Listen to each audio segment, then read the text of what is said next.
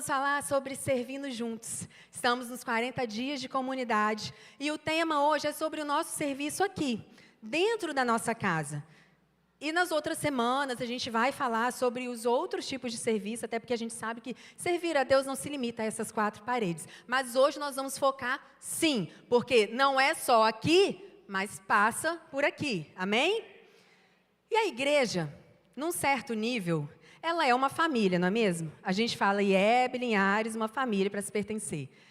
Você percebe aqui na igreja laços de afeto, de relacionamento se cruzando. Você vê o filho de um casando com a filha de outro. Você vê casais se aproximando, educando filhos juntos, crianças crescendo juntas. Você vê uma rede de apoio sendo construída. Se você está há mais tempo na igreja, você provavelmente já viu crianças nascerem, crescerem, se casarem e hoje você está pegando os filhos dessas crianças. Então, sim, a igreja, num certo nível, ela é uma família.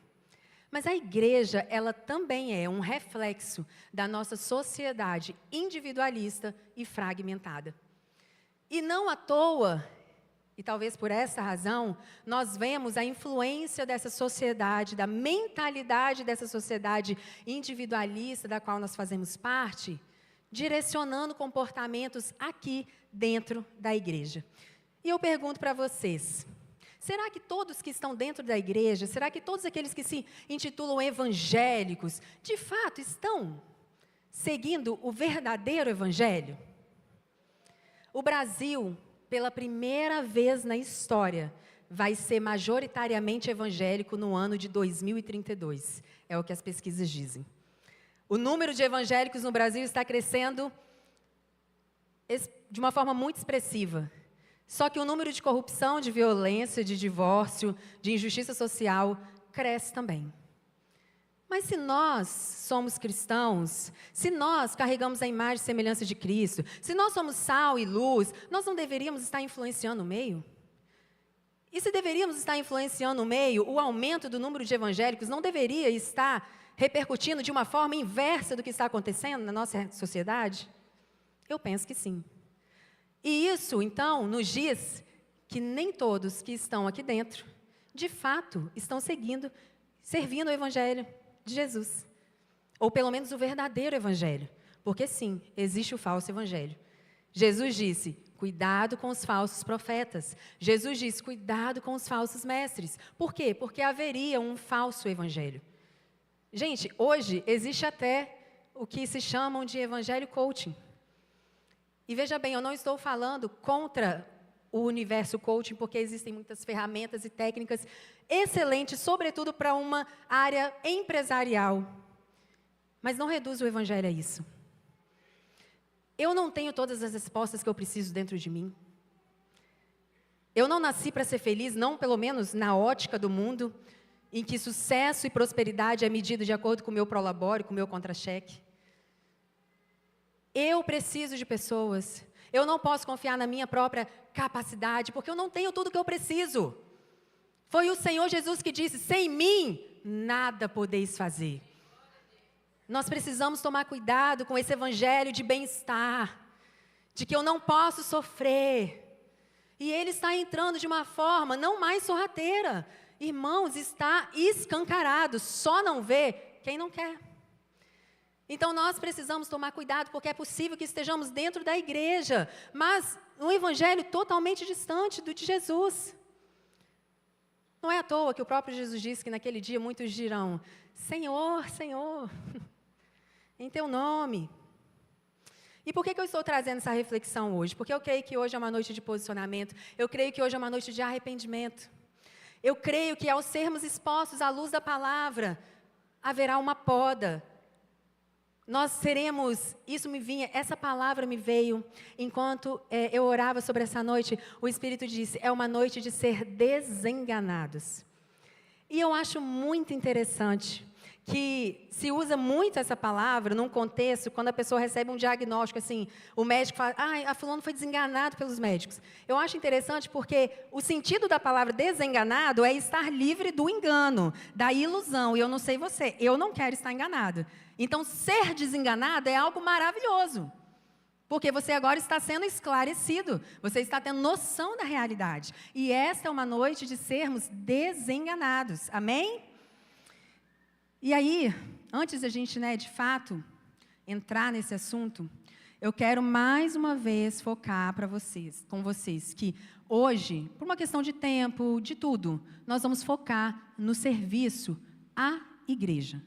No serviço à nossa família da fé, à nossa comunidade local. Nós não estamos reduzindo servir a Deus apenas ao que fazemos aqui. Mas hoje vamos falar sobre o que fazemos aqui. E eu quero te convidar a ler o que está em Mateus, no capítulo 20, versículo 21, em que diz o seguinte, vamos ler juntos?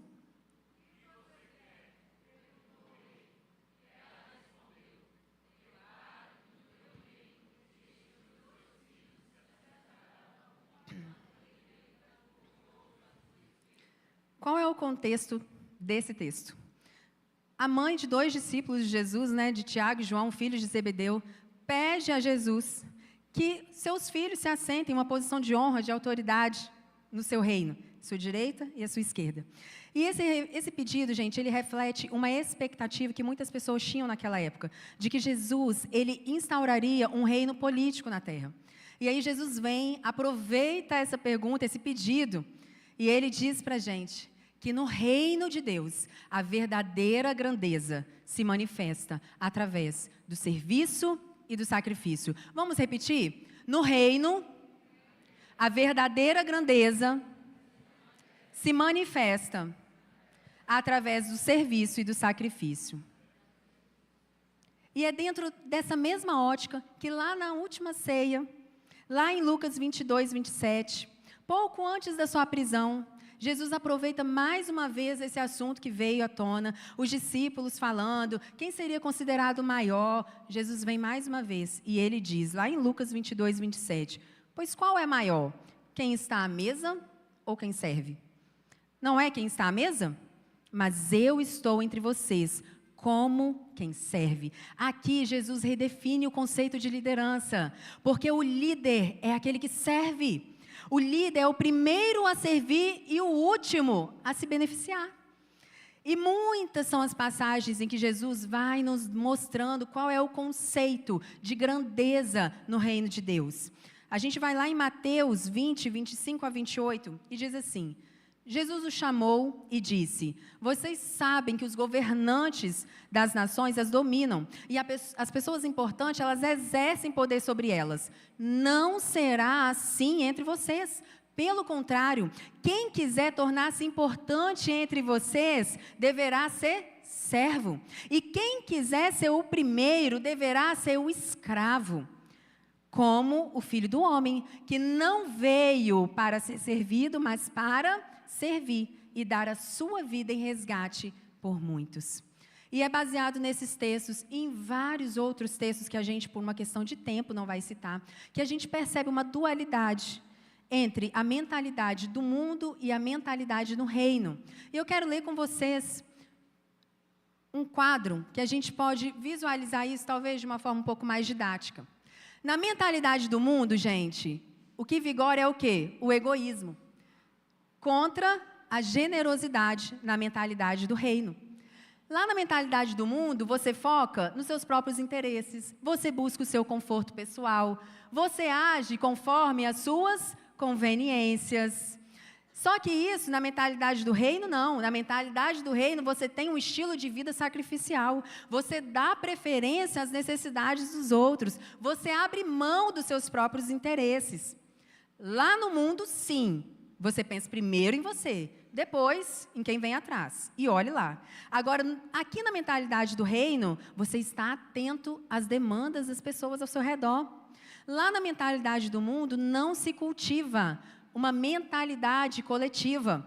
Agora, aqui não. Nós investimos no reino. E na mentalidade do mundo, é o quê? Você é um consumidor. E na mentalidade do reino, você é o quê? Um doador, um financiador, um investidor. E aí eu quero te propor agora uma reflexão. Dá uma olhada no seu extrato bancário. Dá uma olhada no seu tempo de uso do seu celular. Dá uma olhada em quantos filmes, séries, jogos você viu, interagiu nos últimos tempos. E me diz Isso vai dizer para você qual mentalidade está governando a sua vida. Mais voltado para os de fora, mais voltado para os meus próprios interesses. Aonde eu canalizo mais o meu tempo, a minha energia, as minhas habilidades? Em quê? Para que eu estou vivendo? Nós não viemos aqui, irmãos, para assistir um culto. Você não é um consumidor espiritual. Você não veio para receber. Você precisa ter a mentalidade de que você sempre tem algo para dar. Você sempre tem algo a ofertar. Você sempre tem algo para contribuir. Então, quando nós viemos aqui ou participamos de qualquer outra celebração, a minha mentalidade é de que forma eu posso cooperar. De que forma eu posso servir. E no ato do serviço a gente recebe, mas a nossa mentalidade não está em consumir. Irmãos, é triste uma realidade que hoje, não é só sobre hoje, na verdade, geralmente dias de ceia é assim. Dia de ceia, domingo de manhã, enche. E à noite, dá um número muito menor do que nos outros domingos à noite. Sabe por quê? Porque muitos de nós estamos assim, eu já fui de manhã, eu não preciso ir à noite. Eu já escolhi um culto para participar. Meu Deus! Será que a gente consegue perceber o quanto que isso está entrando aqui na nossa mentalidade? Talvez você está até assistindo online. Eu já fui de manhã, agora eu vou assistir online. E o que eu não estou falando, talvez você teve um motivo e não é sobre isso. Todo mundo está entendendo aqui. Desde o início, irmãos, a igreja ela foi construída, nós cantamos isso aqui. Com muito sangue, com muito sacrifício, com muita renúncia. A história da igreja é marcada por isso. E se hoje nós estamos aqui, se o evangelho chegou até nós, foi porque muitas pessoas pagaram um preço com própria vida para que hoje nós estivéssemos aqui. O que falar de John Wesley? Se gastou até chegar à exaustão, pregando para as multidões, mostrando que o avivamento exige cada gota do nosso suor. O que falar de Charles Finney? Ele deixou uma carreira promissora para se doar para o reino. Ele lutou pela fé, pela liberdade. Ele enfrentou sacrifícios físicos no seu próprio corpo para que o avivamento chegasse. O que falar de Evan Roberts? Chegou ao que a gente chama de burnout. A exaustão, tão novo, de tanto que se gastou. A Bíblia fala de Paulo. Paulo fala que enfrentou fome, sede, frio, insônia, noite sem dormir, para que o evangelho fosse proclamado. Jesus, a Bíblia registra, Jesus estava cansado, o dia inteiro ministrando, mas ele olhava e ele tinha compaixão daquelas pessoas que não tinham pastor, e ele continuava, ele sacrificava horas de sono, ele sacrificava o apetite físico, ele sacrificava descanso. E eu não estou fazendo uma apologia ao esgotamento emocional e mental. Eu não estou fazendo aqui, querendo romantizar e espiritualizar o burnout. Não é sobre isso. Sabe, eu estava lendo um desses livros da história do avivamento. Eu amo histórias de avivamento. E aí eu terminei de ler esse livro e eu falei, Deus, eu não faço nem um milésimo do que essas pessoas fizeram. A minha vida, o que é o que eu faço perto do que essas pessoas fizeram? E aquilo começou a me gerar um constrangimento. E o Senhor falou comigo assim, minha filha, eu não estou pedindo para você fazer o que eles fizeram. É natural, Daíse, que uma geração pague o preço para que outra geração não tenha que passar por isso. Não se cobre de fazer o que eles fizeram, porque eles estavam abrindo caminho para vocês. Dê uma resposta ao sacrifício deles. Honre o legado deles. É sobre isso, não é sobre além das suas forças, é com toda a sua força. É com todo o seu entendimento, é com toda a sua alma, é com toda a sua devoção. Porque um Deus que deu tudo de si, não espera nada menos do que tudo de nós. Não é o que sobra, não é o resto. É tudo, é prioridade, é o primeiro lugar. E vai gastar sim. A gente está com o negócio de que, se virou peso, é religiosidade. Porque Jesus já levou todo o sacrifício na cruz. Meu Deus! vai gastar cada gota do seu suor, vai exigir sacrifício, vai exigir renúncia, vai exigir noites sem dormir, orando, intercedendo, pagando o preço pelo avivamento, pagando o preço para que vidas sejam salvas, resgatadas do inferno. Não é com equilíbrio, não é com moderação, não é dessa forma de tanta parcimônia que a gente está falando, não é assim. É sobre uma vida sacrificial. Irmãos, Atos 5 conta a história que os apóstolos, eles foram para o Sinédrio, eles estavam desrespeitando uma ordem dos líderes religiosos de que eles precisavam parar de pregar o evangelho. Para de usar em nome desse Jesus, vocês estão causando um tumulto aqui. E eles continuam. Então o Sinédrio chama os apóstolos e dá uma surra neles. Eles iam matar, mas aí Gamaliel fala, não mata, isso vai dar em nada. Então vamos só dar uma surra? Eles levaram uma surra. E aí, Atos 5, vou achar aqui, meu Deus. Atos 5:41. Os apóstolos saíram do Sinédrio alegres por terem sido considerados dignos de sofrer por causa de Cristo. Dignos de sofrer. Você sofrer por Jesus é ser considerado em mais alta estima no céu. Não é desperdício, não é perda de tempo, é honra. Você dizer que você está gastando os seus dias, a sua saúde, os seus melhores anos para Ele, é honra. E nada nesse mundo, nenhuma realização profissional, nenhuma realização pessoal, substitui isso, essa honra.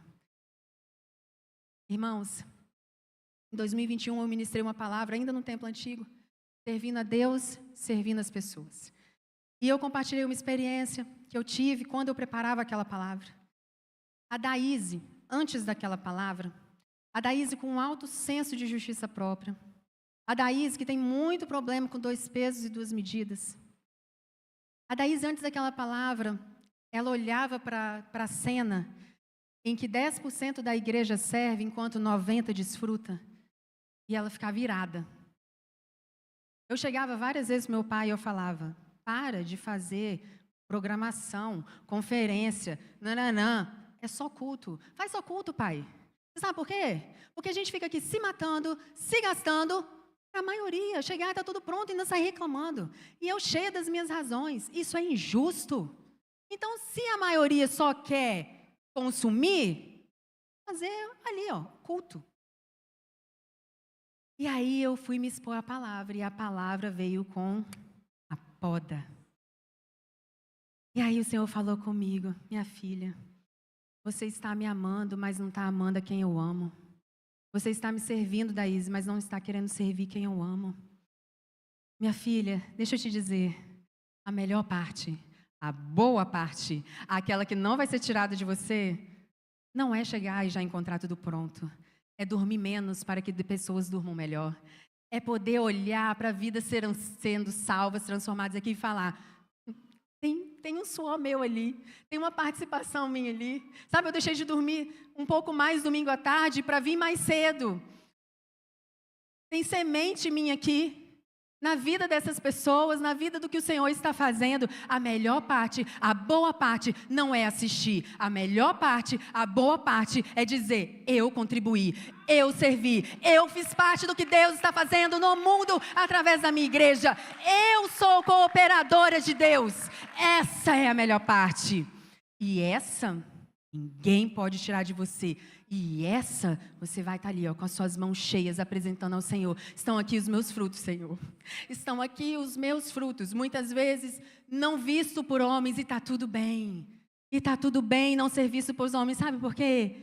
Deus sabe recompensar aqui melhor. Qualquer recompensa terrena. O Senhor sabe recompensar infinitamente mais. Daíse, mas você vai fazer isso em troca de alguma coisa? Querido, não é fazer em troca de. Mas Hebreus diz que, no livro de Hebreus diz que é necessário, deixa eu dizer para você, é necessário que aqueles que se aproximam de Deus Creiam, saibam que Ele é galardoador, Ele é recompensador. O próprio Jesus suportou o peso da cruz pela alegria que estava proposta. Ele estava olhando para a recompensa. Foi isso que fez com que naqueles dias difíceis, com que no auge da sua dor, ele perseverasse. Ele estava olhando para uma recompensa eterna. Tem recompensa para aqueles que servem a Jesus. Tem recompensa. Nada é em vão. Nada é em vão. Você está semeando num terreno fértil. Amém? Irmãos, essa palavra não é uma palavra de peso. Essa palavra é uma palavra para te dizer que se talvez você ainda não entendeu isso, eu preciso dizer, você está perdendo a melhor parte. Você está perdendo a melhor parte. Se engaja, sirva, coopere com o que o Senhor está fazendo. Daí eu já faço, pode fazer mais? Porque o mundo está aí, cheio de almas sedentas. Nós estamos com muitas boas ideias, precisando de pessoas para executá-las. Nós estamos entrando num novo tempo. Irmãos, tem uma expressão que a gente usa aqui na nossa... Aqui não, né? No contexto religioso. De tempo sabático. E aí eu queria fazer um parêntese aqui.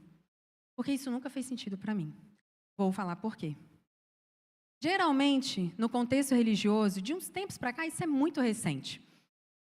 A gente tem ouvido muito algumas pessoas usar essa expressão, tempo sabático, para falar sobre um tempo em que eu me afasto das atividades eclesiásticas, vamos colocar dessa forma.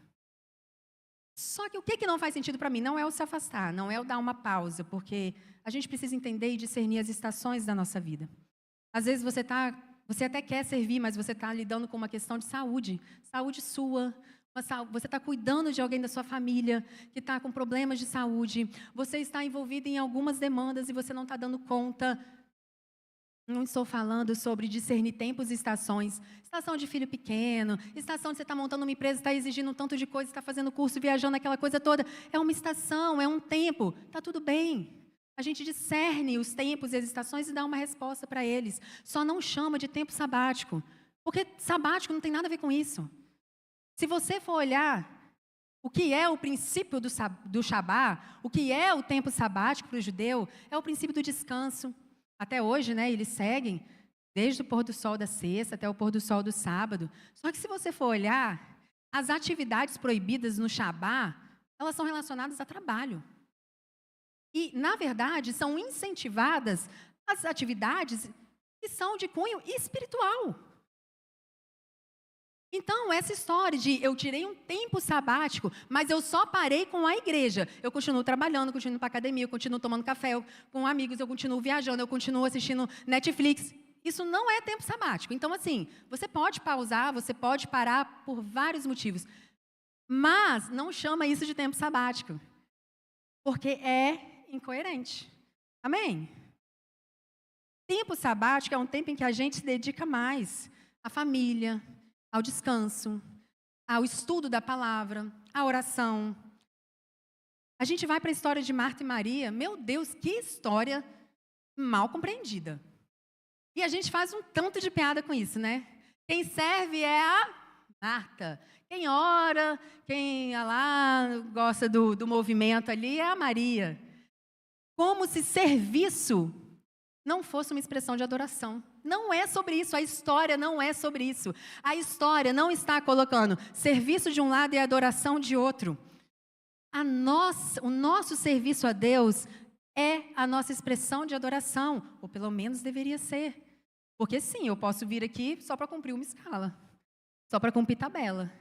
Mas eu posso vir aqui servir como uma materialização do meu amor ao Senhor. Irmãos, quando Jesus fala, Pedro, você me ama? E aí Pedro diz, eu te amo, Jesus. Qual é a resposta de Jesus? Apacenta as minhas ovelhas. Você me ama, Pedro? Apacenta as minhas ovelhas. Por quê? Porque o amor é o que o amor faz.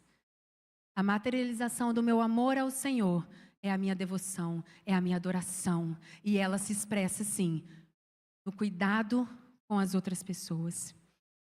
Enquanto eu falava com o Senhor sobre essa noite, me veio muito forte a história da cura da sogra de Pedro. Eu queria chamar o louvor aqui.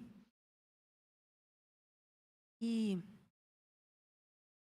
a história da cura da sogra de Pedro fala, né, que a sogra de Pedro estava em cima de uma cama, até em algumas traduções diz com febre, né, muito alta. Ela estava prostrada, ela estava paralisada, ela estava em cima de uma cama.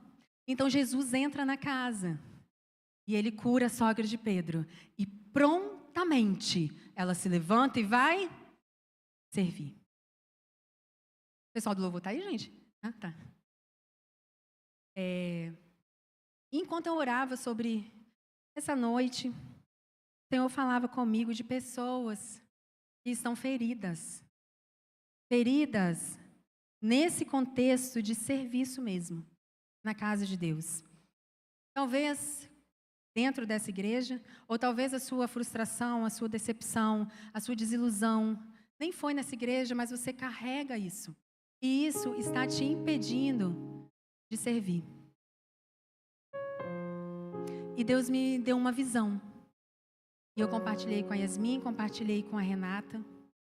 E eu falei, olha, o Senhor me mostrou essa cena. E a cena era uma mesa, um pão e vinho. E essa canção. E Jesus falava assim, eu vou estar na casa. E eu vou curar. E hoje de manhã, a pastora Betânia, ela teve uma visão e ela depois veio compartilhar comigo. Ela não sabia qual era a ministração de hoje, ela não sabia nada. E ela falou assim, Daís, eu tive uma visão hoje na ceia e eu via palavras soltas assim, dentro da igreja. Não saía do teto da igreja. Elas estavam pairando sobre a igreja. O Senhor falava comigo, ela falando, né? Que eram palavras ditas por pessoas que estavam feridas nesse contexto de serviço na igreja. Palavras lançadas de crítica, de murmuração, de maledicência, de discórdia, dissensões, inimizades, quebra de unidade. Palavras proferidas por pessoas que estão feridas. E palavras proferidas por pessoas que estão ferindo outros. E ela falou, e ela destacou, e isso é dentro do contexto do serviço na igreja. E o Senhor dizia para mim na visão, eles estão perto de fechar um ciclo, mas tem brechas. Para eles viverem tudo o que está reservado para eles, vai ser preciso haver perdão e reconciliação. Nós não podemos ir para o próximo nível, nós não podemos ir para a próxima fase com brechas abertas. E o Senhor preparou esse tempo aqui. Talvez você se feriu, ou foi ferido, foi defraudado, foi injustiçado, caluniado. Nesse contexto de igreja, pela religião, pelos líderes ou por irmãos seus na igreja. E o Senhor me dizia claramente sobre preparar uma mesa, porque a cura seria através da mesa da comunhão. E se você de fato quer essa cura, porque Jesus está perguntando bem assim essa noite, você quer ser curado? Porque não são todos que querem ser curados, porque ser curado vai te tirar desse lugar de desculpa. E você tem dado há muito tempo de que eu não faço porque me fizeram isso. Deixa eu dizer uma coisa para você. Nós, enquanto família, poderíamos citar várias histórias aqui. De pedradas que levamos, críticas, injustiças. Pessoas que você abriu a porta da sua casa e depois sai falando de você. Então, eu reconheço a sua dor. Ela é legítima, ela é real. O que eu estou dizendo para você é, não pare na sua dor. Existem pessoas indo para o inferno, porque quando você paralisa na sua dor, o inferno ganha. E essa é uma noite de perdão, essa é uma noite de cura, essa é uma noite da gente zerar a conta, irmãos. Nós vamos zerar a conta aqui hoje, para a gente entrar no próximo nível, sem amarras, sem raiz de amargura, sem raiz de ofensa, nada que deponha contra nós, enquanto irmãos, enquanto família, enquanto igreja. Enquanto essa canção vai estar sendo cantada, você tem a sua oportunidade, se você quiser receber a cura de Jesus, porque Ele está na casa. Thaís, ele pode fazer comigo aqui sentado. Deixa eu te dizer uma coisa. Não é sobre o que ele pode ou não. Não é sobre o poder dele. Deus sempre usa, ou muitas vezes usa, elementos naturais para apontar realidades espirituais. Com a gente não é diferente. Se posicionar, de sair do seu lugar e vir aqui, é um posicionamento no mundo espiritual. É você usando um ato no mundo natural para mandar uma mensagem. Então, a ordem, o comando era muito claro. É na mesa. Não é aí. Hoje, pelo menos, não. Então, se você foi ferido, se você quer liberar perdão, este é o seu lugar, este é o seu momento. E a igreja vai estar orando, a igreja vai estar intercedendo. A cura essa noite aqui. Se você está assistindo a gente, você já serviu. Você inclusive fez parte da história dessa igreja, você não consegue mais servir. Alguma coisa te parou na sua jornada. Alguma coisa te fez estagnar. Aqui é noite de cura. Aqui é noite de cura, aqui é noite de zerar a conta. Aqui é noite de reconciliação. Vem aqui, Jesus está na casa, a cura na casa.